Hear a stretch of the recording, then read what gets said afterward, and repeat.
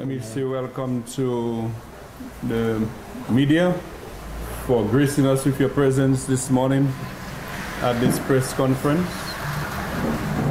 of the Builders and Contractors Association. And it is a press conference that is also supported by the Dominica Business Forum. So I'm here in my capacity as the president of the Dominica Manufacturers Association and the Dominica Business Forum.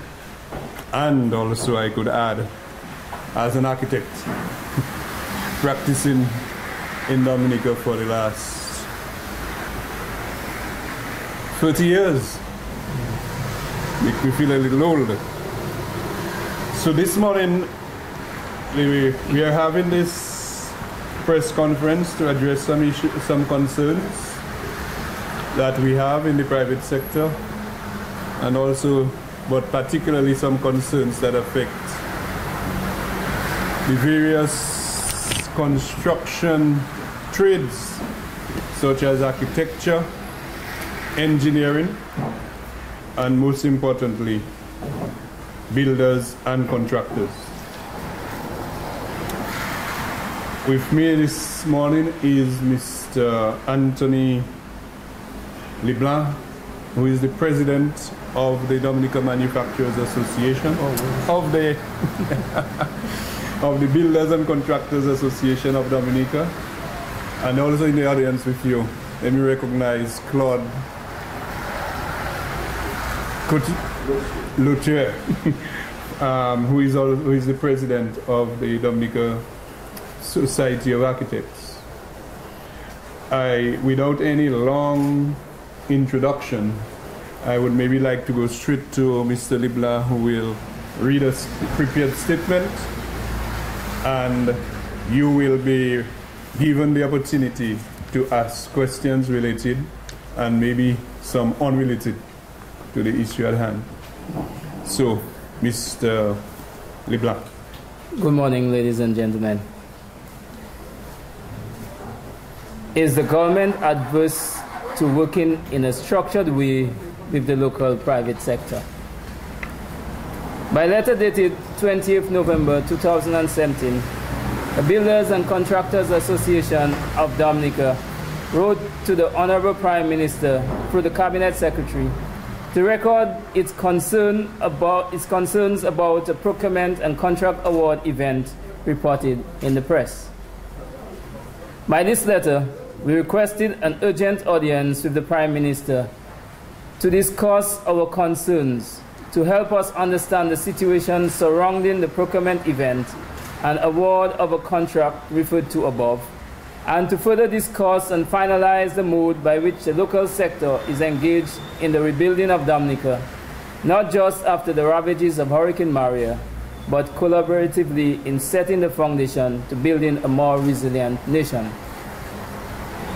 We have had no response to our letter or request for a meeting, despite our follow-up with 3 emails on the 29th, 30th, and 1st December 2017, and via WhatsApp Messenger on the 1st December 2017. Regrettably, the lack of response to organized private sector efforts to engage the government on issues of concern and national importance has become this administration's modus operandi over the years.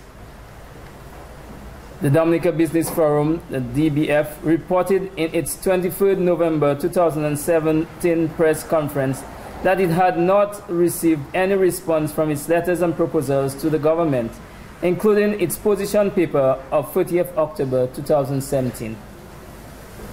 There has been no change since. The DBF has still not received any subsequent response. There is on record several other times when the DBF or its constituent members request for dialogue or consultation on matters of concern have not been responded to by the government. Why, we ask, is the administration ignoring legitimate concerns of the private sector? What are the private sector's concerns with the award of the contract, the issues at hand? In the reported award of a major housing contract by the government, the Builders and Contractors Association of Dominica, BCAD, and indeed the engineers, architects, and the wider DBF are concerned about one, the absence of local opportunity.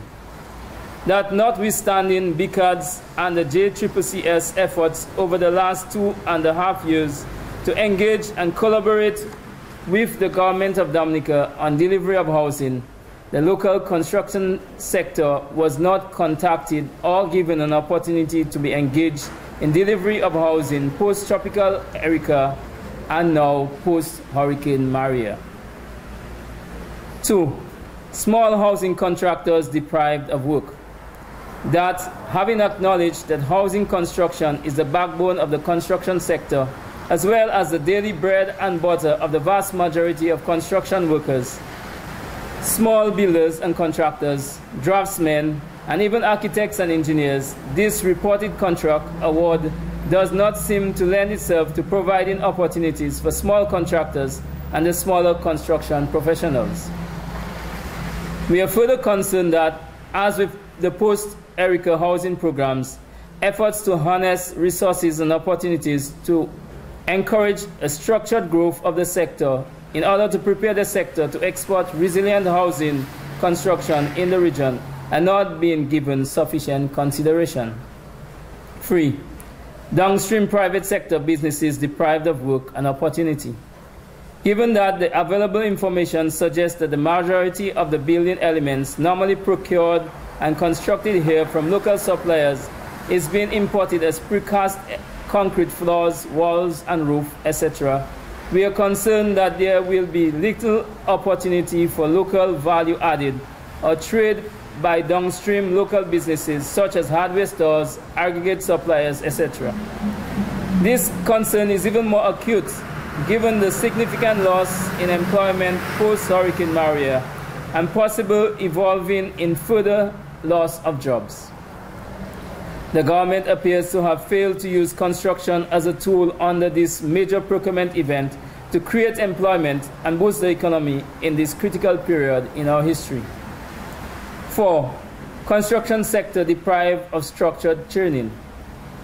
That the public sector housing program remains a vast untapped opportunity to provide urgently needed training and competency certification of not only construction employees, but also other persons and the youth in an area which would greatly alleviate the increased unemployment situation created by the destruction and looting in the wake of Hurricane Maria. 5. Transparency and procurement economy.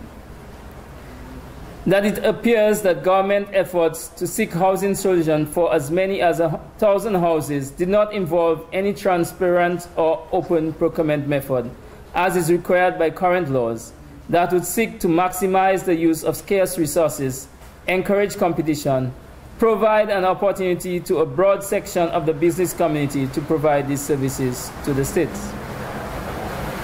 Engineers, architects, builders, and contractors, and the rest of the private sector firms have no difficulty in having any Barbadian, Caribbean, or other non-national firm obtaining work in Dominica in a fair and transparent way.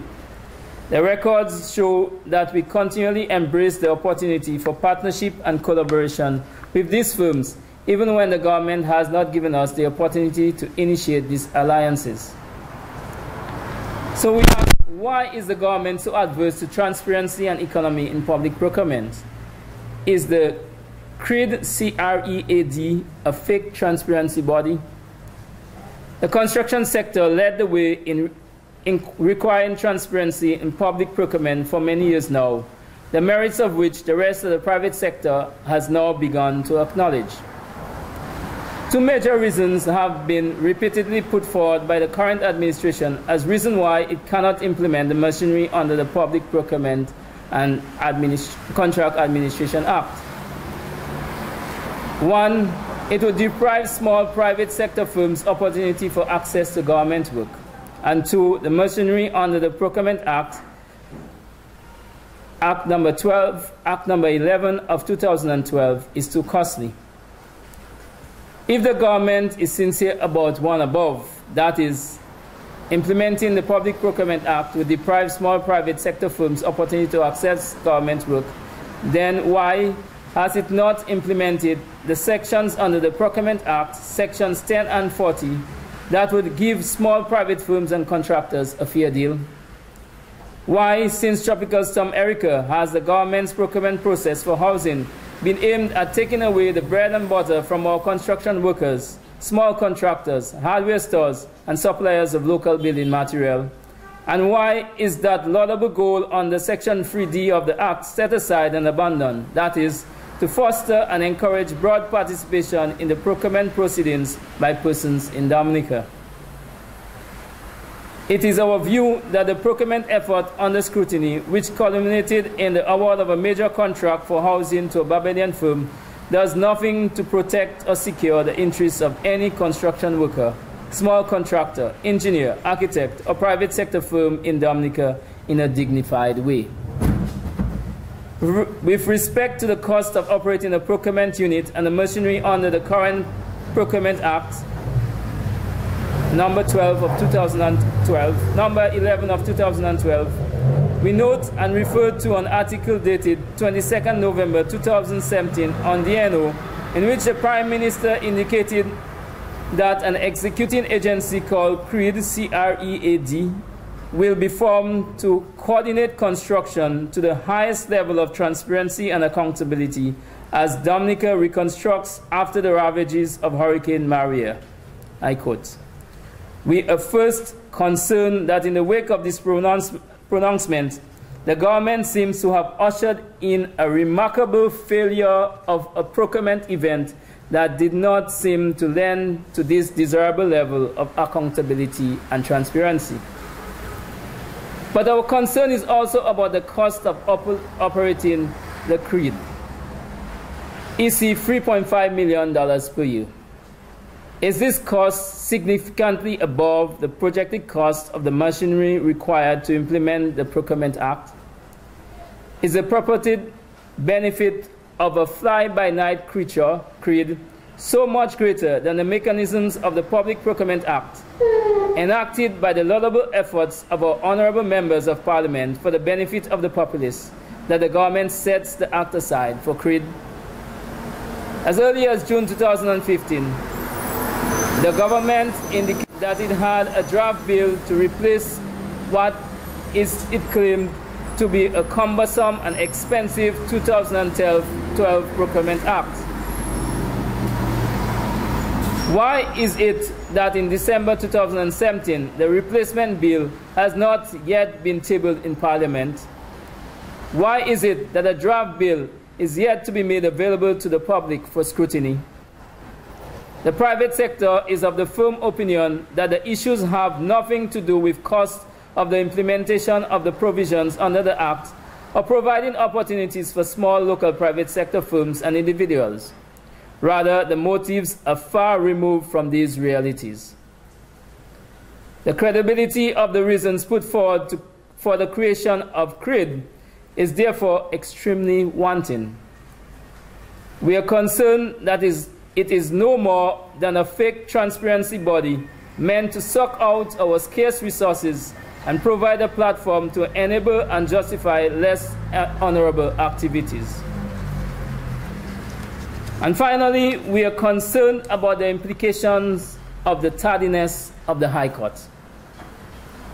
The High Court is the natural avenue to seek redress when there is a major issue between the administrative arm of government and its citizens.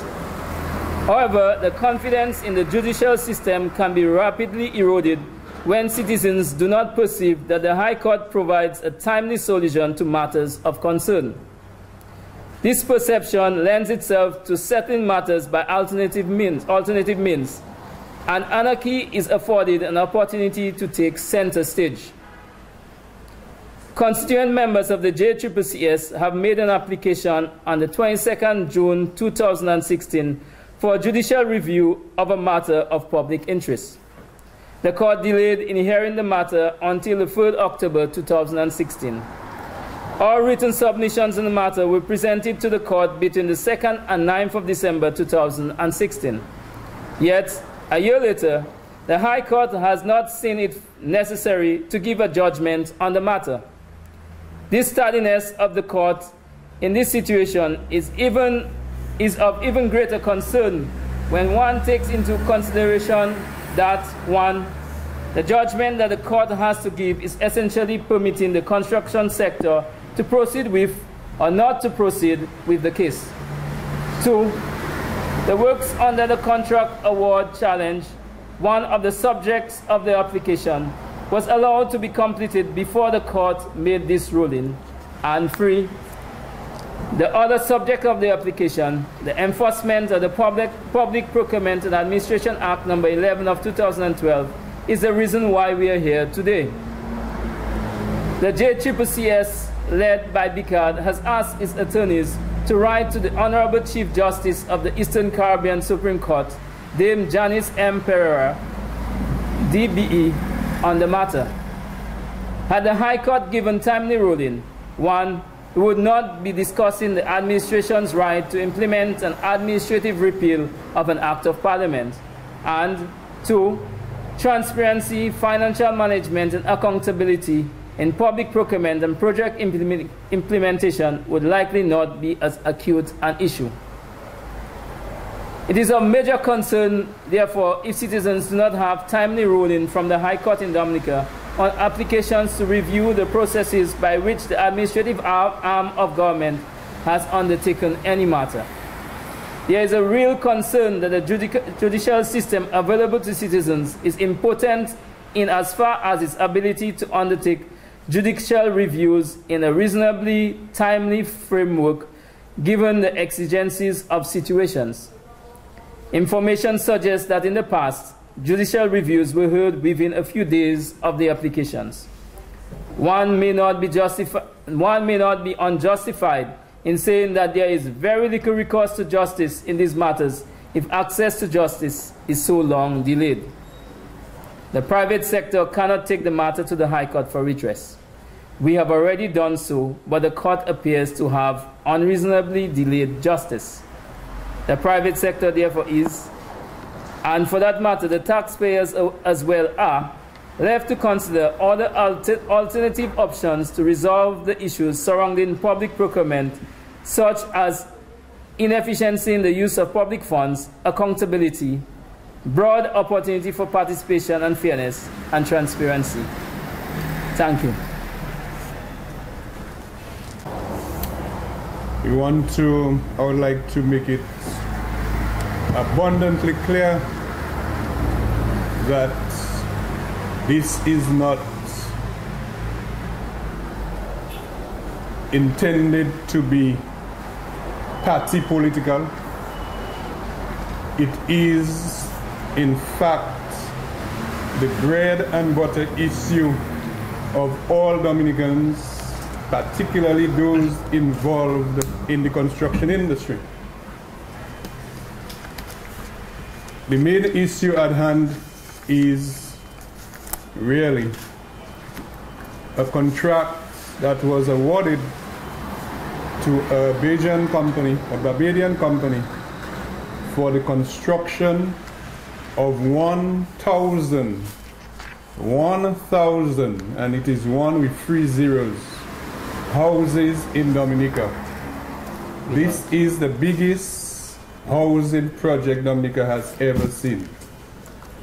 And we are concerned about the way that it has been granted, and we are also concerned about the lack of transparency in this award,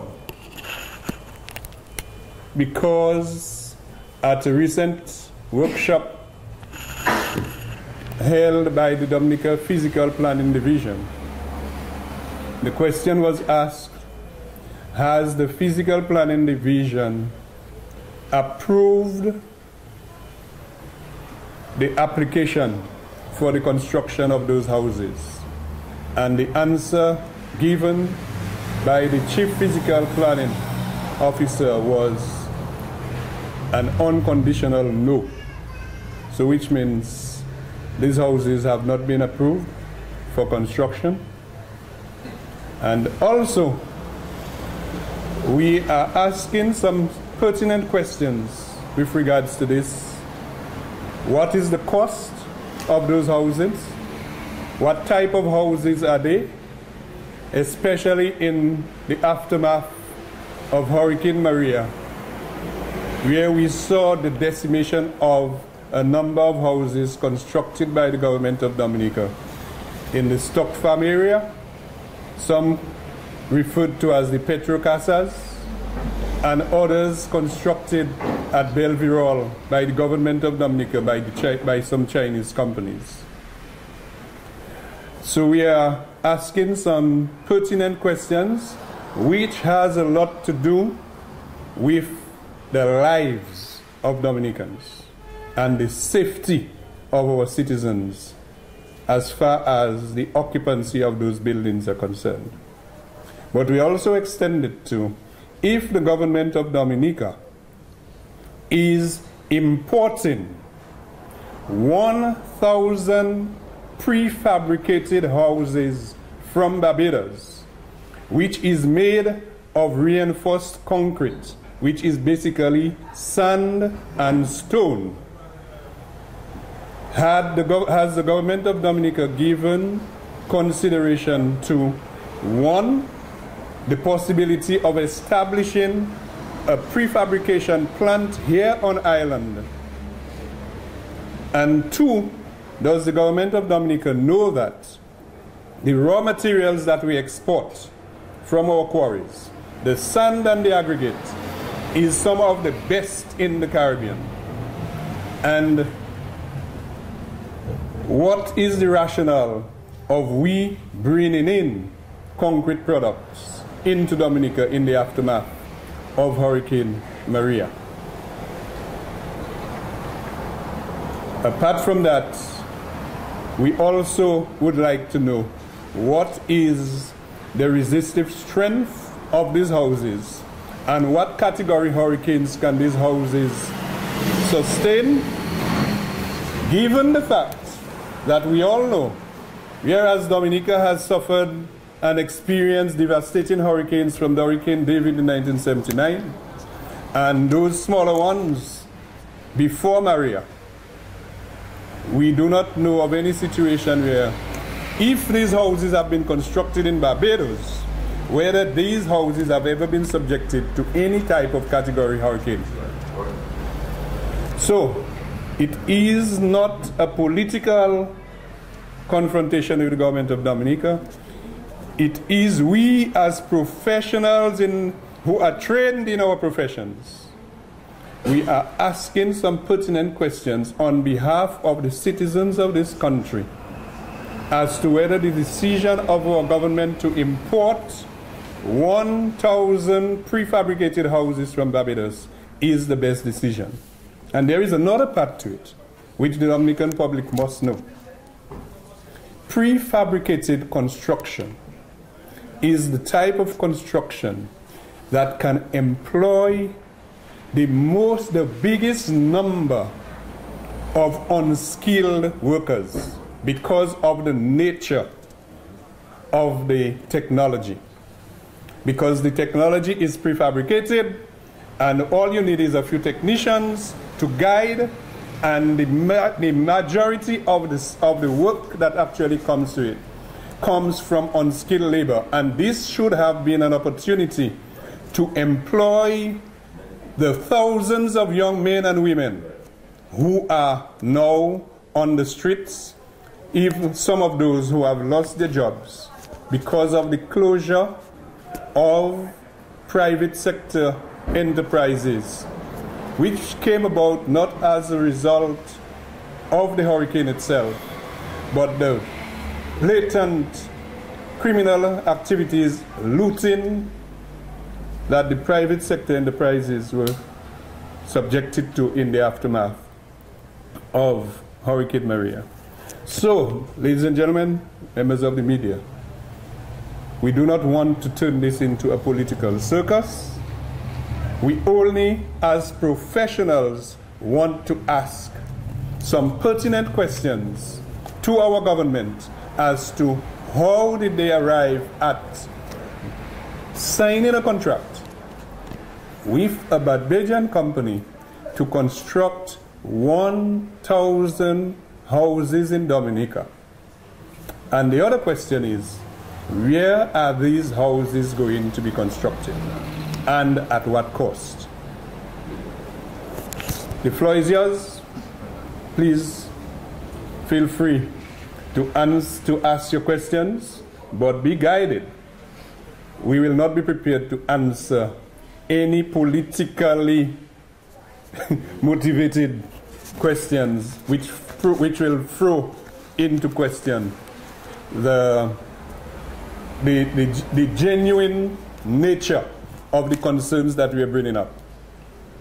We know the political climate in the country, but we want to assure Dominicans, and we want to assure you, that we have absolutely no political agenda in this one. It is a matter of life, because as far as I know, it is alleged that 2 persons died as a result of the collapse of some houses the government built after Maria or during Maria.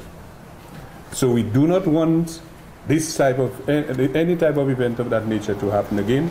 And as trained professionals, we believe that we have a moral obligation, guided by our professionalism, to speak on behalf of our citizens in our capacity that we hold as professionals, architects, engineers, contractors. So please, we just want to guide you with these few words, and you are free to ask whatever questions you may. The options that we have, Mr. James, would be the option that citizens have in this situation, and it's options that all citizens should review at this stage. Are you planning to go to court again? We said we have gone to court already. If the court had given a ruling, that ruling would govern this procurement event. Given that the matter is in court, taking another similar matter to court is really spinning top in mud. That ruling, the first ruling, would take precedence over the next one.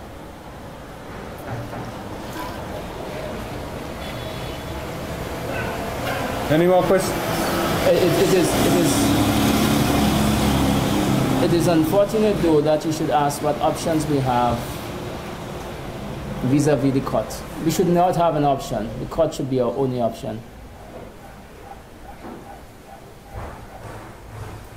Yes, miss? How often does an opportunity such as this one comes along to build 1,000 homes in Dominica? And you mentioned that the physical planning division did not approve construction. So how is the government able to continue on the plans with the Barbadian company? What I would, you heard it from us here. What I would like you as the media to do, take your cameras and your recorders and go to the physical planning division and verify from them as to whether or not they have actually approved an application for the construction of 1,000 homes as signed by with the contract. I think this is the responsibility of the media. You have a responsibility to do that, to inform the people. Don't take my word for it. Although it was actually said at an official activity of the planning division, but don't take our word for it. Please go there, and I would just want to let you know that every citizen has a right to see approved applications for construction of any facility in Dominica. So if there is an approval for this housing project, you can demand from the physical planning, because it is in fact in the Physical Planning Act of access to information as it relates to approvals, because private citizens can in fact take objection to planning giving approval for certain developments. But you can definitely get access. And if you go there and they tell you yes, tell them to show you the application of the approval that they received or they gave. Let me answer the other part of your question. You asked how often do we build 1,000 houses? The records from physical planning unit show that over the period 2001 to 2013, the average start of houses in Dominica was 211 per year. So that is a 5-year total. The opportunity arises because of a disaster. It's as often as we get Hurricane Marias. I would like to add though, also, if you go way back into history, into the history of housing construction in Dominica, and you add up all housing developments undertaken by governments, from Point Michel housing scheme to Kings Hill housing scheme, to Bath Estate housing scheme, to Chance housing scheme, you will see that in over a period of close to 40 years since independence, the total number of actual houses constructed by government will not be 1,000. So this gives you an idea of the magnitude of the project that the government has undertaken. And maybe we should be applauding the government for undertaking this project, because it's quite an ambitious project to construct 1,000 homes for Dominicans. But it should be done properly. Do we have the capacity in Dominica to construct 1,000 homes at that speed that the government intends to construct? We do not know what the speed is. One, we do not know what the speed is. And there's a lot of construction in Dominica that has gone on in the past where we did not have the capacity, but the private sector, on the open, transparent methods of procurement, have collaborated with non-national firms, foreign firms, in order to build this work. We have a lot of examples. The airport redevelopment undertaken under this administration a couple of years ago, in Queen Lighting, was done in collaboration with foreign and local firms. The Point Michel Seawall, the Lubia Road, several works have been done in collaboration with foreign firms. Even going as far back as the work done in the time of Miss Eugenia Charles, the houses in Cox Street and Bath Estate were done in collaboration with foreign firms. Yes?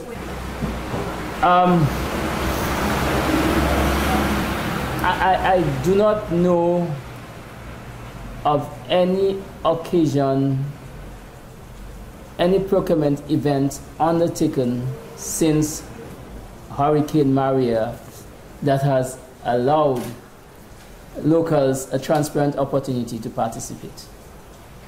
So my answer is no, I'm not satisfied, because there's no transparent opportunity for growth. And growth in the private sector requires transparent opportunity. It encourages innovations, it encourages a lot of other things, bringing new resources, because you can plan and you can market, you can gauge the market.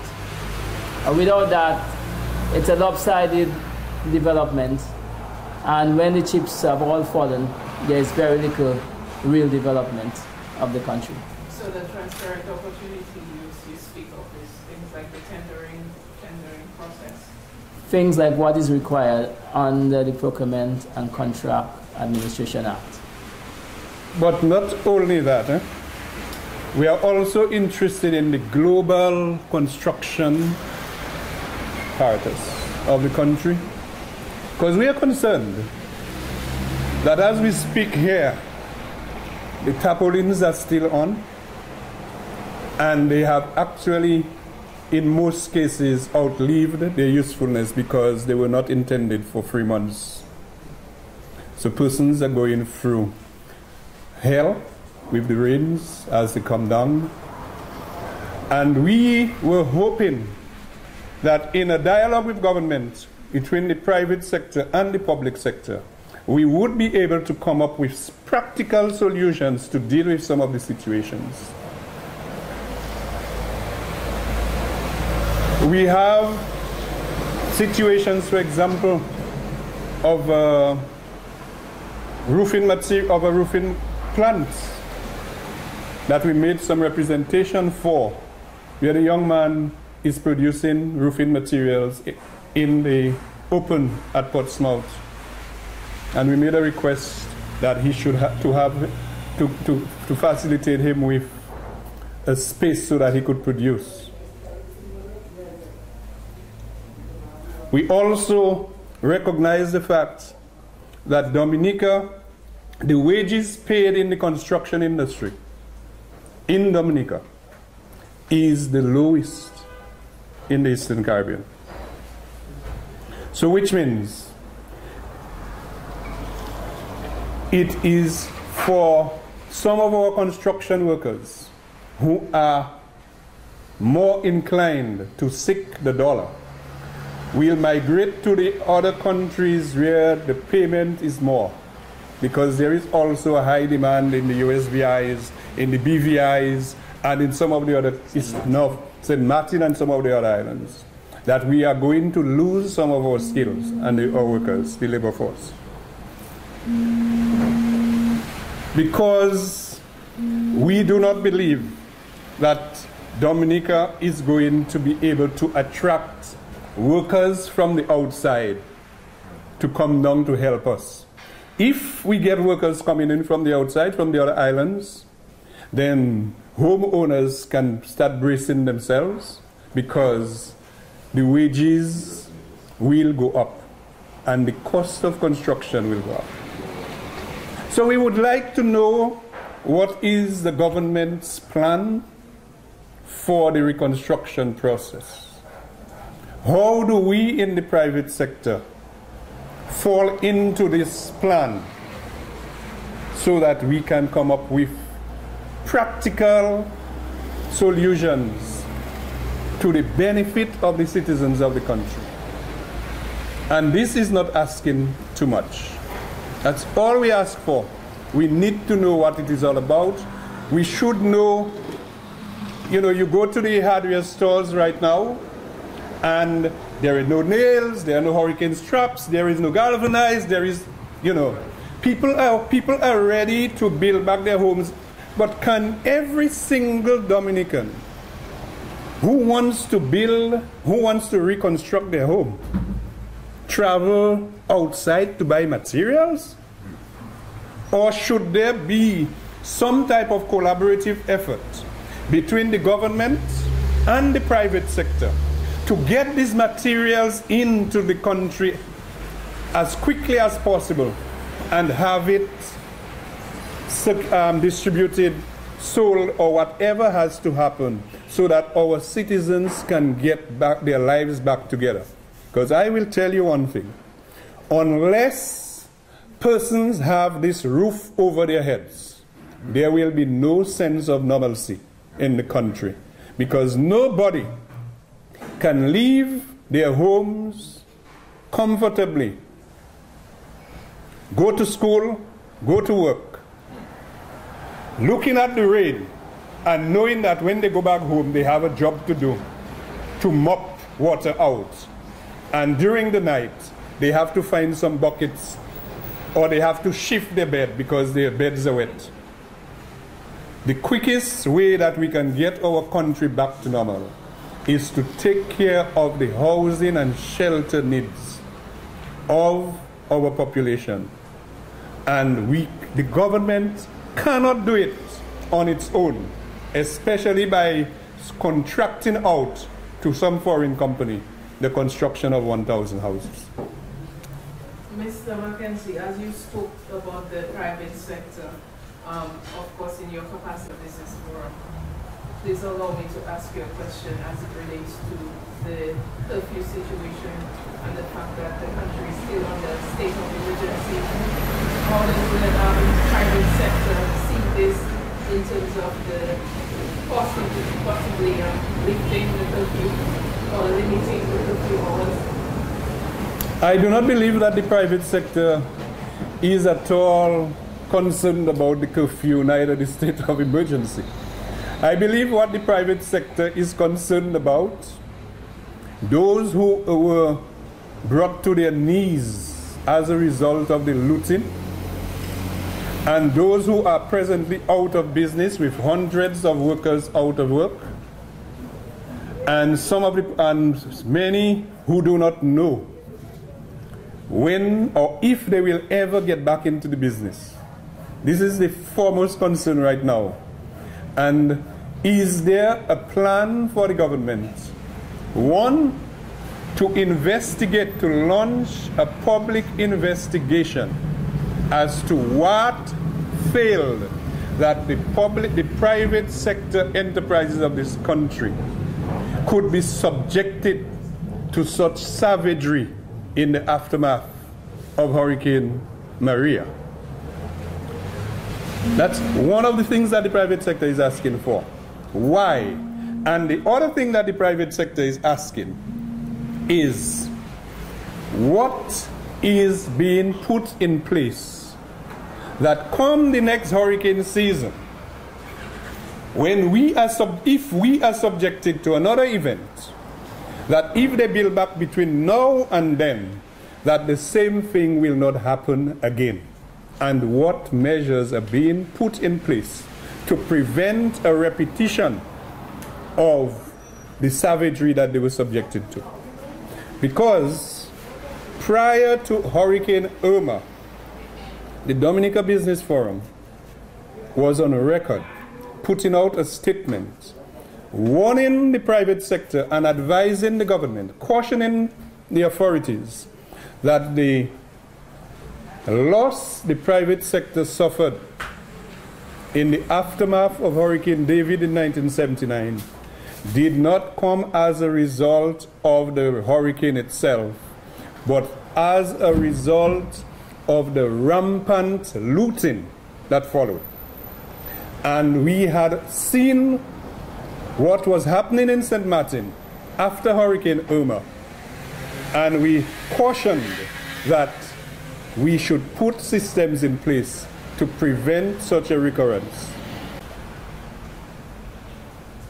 How do you argue with Astefan and Jay Nassif about the price of a sleepers?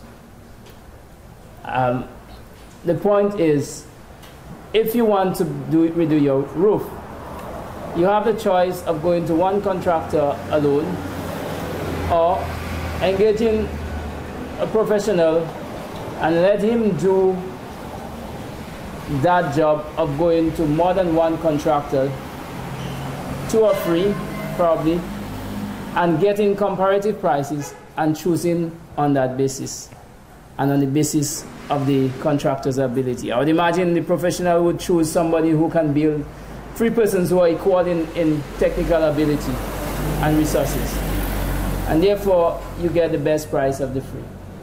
You don't need to argue if the basis of the award is going to be somebody who is technically capable of doing it and give you the best price. Well, in terms of legislation, what we have tried to do, and we have done to the engineers, and to a lesser extent the architect, make sure that persons who pose as those professionals are bona fide and are registered by the state, all right, and acknowledged. It's our intention to do the same thing with the contractors. It's a much slower process. Also, from the point of view that basic amendments we need for the Engineers Act, for example, has taken since 2006 application to the government or request to the government to consider it, and it has not been tabled in Parliament yet. So it is a very long process of getting legislation on this thing. The other issue is that if you're going to spend, say, 5% of the cost or 2 to 5% of the cost to hire somebody who is a professional to review the cost and to supervise the work for you, it's going to pay you a lot more dividend than getting somebody who chance to happen to be known by you or a friend who calls themselves a contractor who is not necessarily capable. What is going to happen in this atmosphere, as I'm told happened after Hurricane David, is that a lot of persons will pose as contractors. All right? A lot of them. And a lot of them will not even want to join the association. And a lot of those who may be able to put in a nail well will say they can do much more than put in a nail well. So you have to, the public have to guard against that. So my recommendation to the public is, as much as possible, engage professionals to assist you. Architects, engineers, and persons who can coordinate the work for you and who can help you get a better deal. It may cost you a few dollars more, but overall it's going to be less costly and you're going to have a better job done. Mr. Paris. Let me ask a question. The first point you want Growing shortage of labor, of skilled labor. And we have been trying over the years to work with the government to ensure that many more people are trained and certified as competent to do construction, to be involved as construction workers. The shortage that we have now would be far less acute if that was done.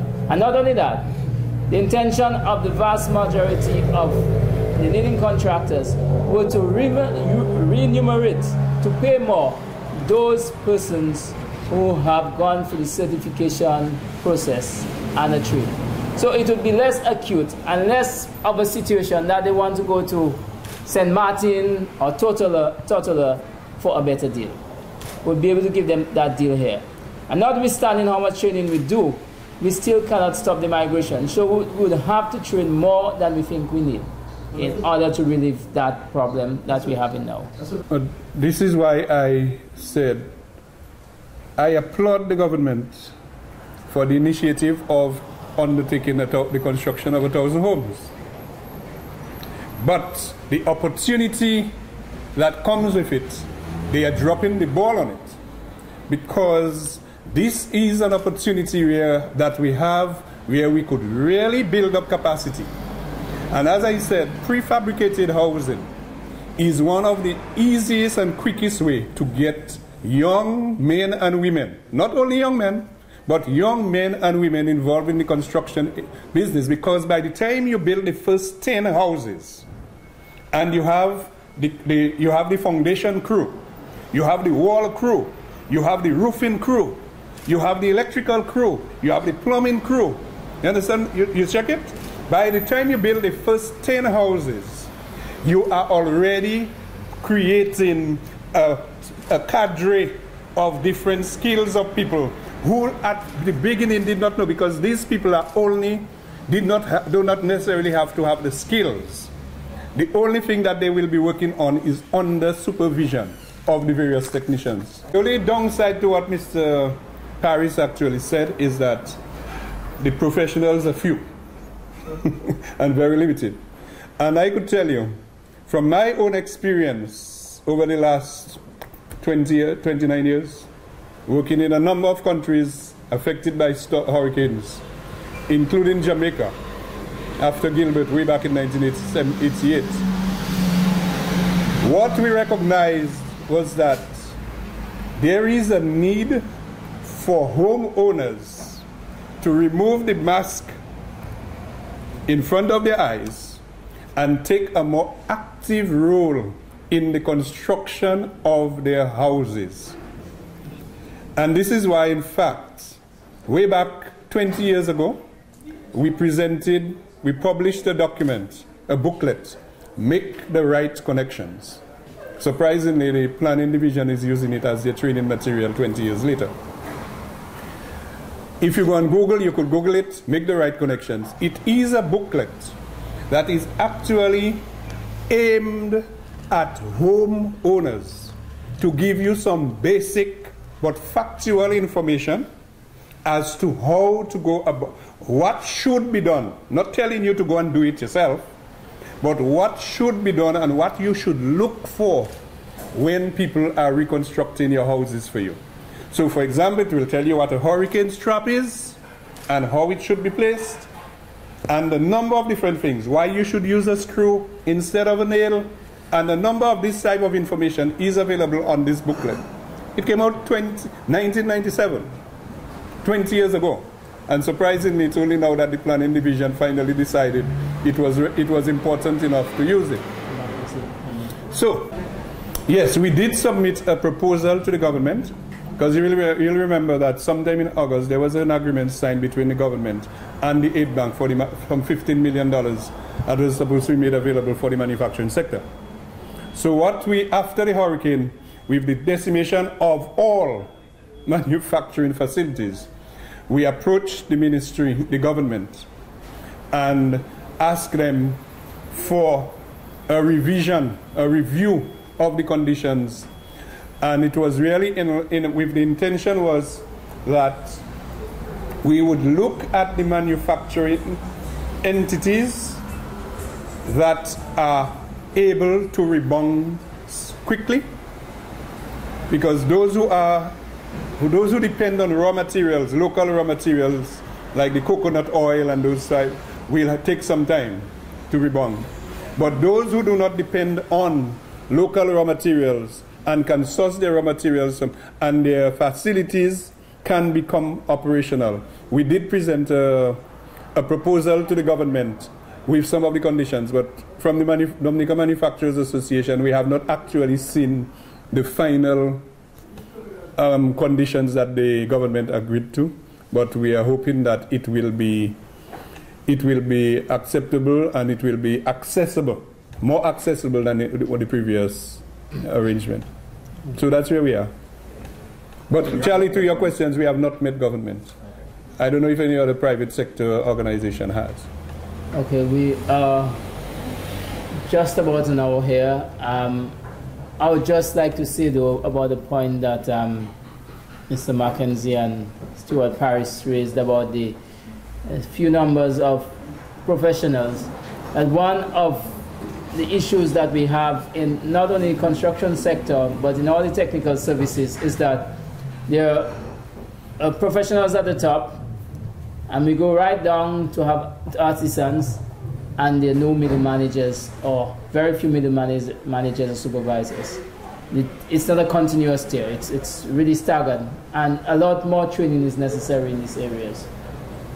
Those are the areas that we need to work with the public sector on improving as well. Okay, so that would alleviate the fact that the engineer would have to come himself rather than having to send 2 or 3 or 4 of his junior staff to do a lot of the work that they should be capable of doing, and therefore the fees would be less as well. Okay, so those are the areas we need to work on. But thank you very much for coming. I have a written copy of the press briefing, and I can send it to your email addresses if you would like us to do that as well. Okay.